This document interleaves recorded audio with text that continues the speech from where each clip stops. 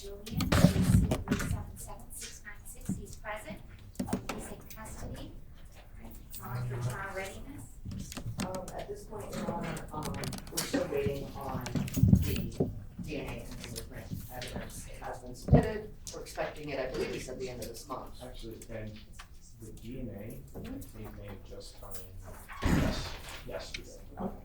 So I think I actually told my client to send her another comments on that at least is in. I have not seen the papers yet. And obviously, we have the issue of just trial readiness, but then also with the request from the third party regarding the cost. So I'll get on that stuff as soon as possible. That's back on. Yeah, I'm trying to decide if separate calendars is smarter than, because sometimes I'm not sure what issue I'm showing up for Mr. Julie.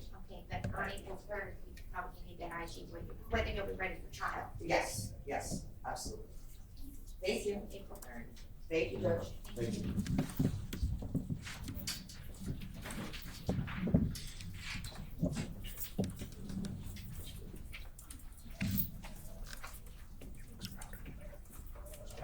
Are you all ready? Yes, Your Honor.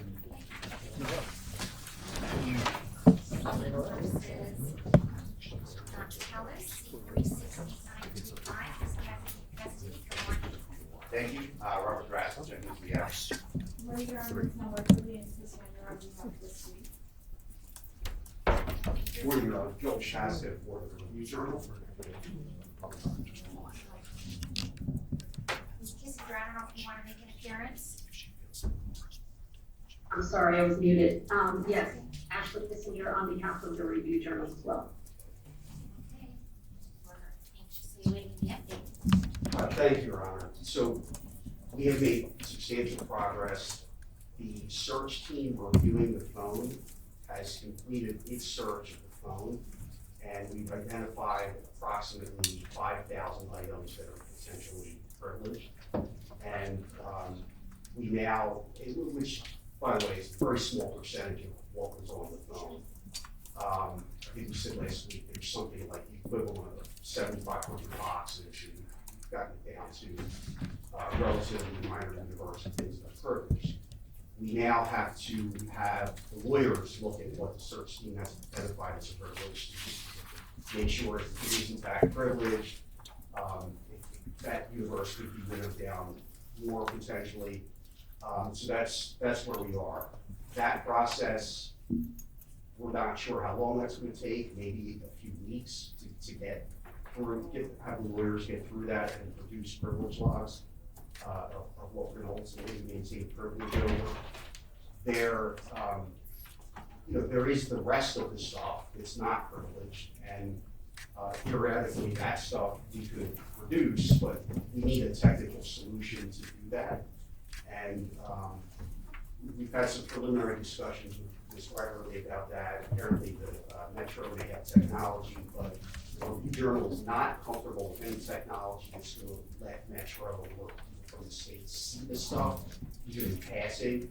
So our plan is to explore that solution with Ms. Weatherly, and then also independently we are exploring solutions with private vendors, and we've just sort of begun that process. So we are happy to come back in another week, same time next week, and let Your Honor know where we are with that. Okay, you're ready to turn over some things, but it's voluminous. Well, it is voluminous, but it's also sort of the technical solution part of it. It's kind of a mystery to us right now. But we do have stuff that we have determined is not privileged and is able to be produced, but we need a little bit of time to work on that technical solution. I don't know what's the big deal. Put it on a thumb drive. It's not that easy. It's not that easy, Your Honor. I wish it was that easy, but and we've looked into it, but it's not that easy. So we just need some time to figure that out. I want to hear from you. How does that I affect can our job? appreciate their position. My client has repeatedly voiced his desire to go forward. In fact, he reached out to the Review Journal on his own accord 2 days ago, and again voiced he wants to keep the March 18th trial date. We intend on going forward in conformity with what he wants. He and I have had discussions concerning that. Obviously, if Your Honor decides that we are going to go forward, I'm asking that Your Honor canvass him concerning what matters he may or may not be waiving. And I ask to do that outside the presence of basically everybody in the state, included, and that be put under seal. But we intend on going forward in accordance with what he wants to do. This is his trial. And I don't find any competency issues in reference to him. I believe that he is making this decision after having been fully advised by myself concerning whatever potential consequences there are in the future. So, Your Honor, from the state, and the Review Journal and Mr. Tellis, when he was representing himself, essentially not before Mr. Draskovich came on, reached the stipulation on how the devices were going to be processed and what the process was going to be. He agreed to that. We're not waiving access to those devices. So we'll be happy to go to trial whenever the Review Journal is through with their analysis, and if the state or the defense makes any challenges to what they have indicated they're claiming privilege over. But at this point, we're not waiving our access to those devices for trial. So is the state gonna make a motion to continue? Yes, based on the Review Journals, where they're at sort of in the process. It should probably be in writing, and Mr. Draskovich should have an opportunity to respond. We're gonna have to put it on pretty quickly.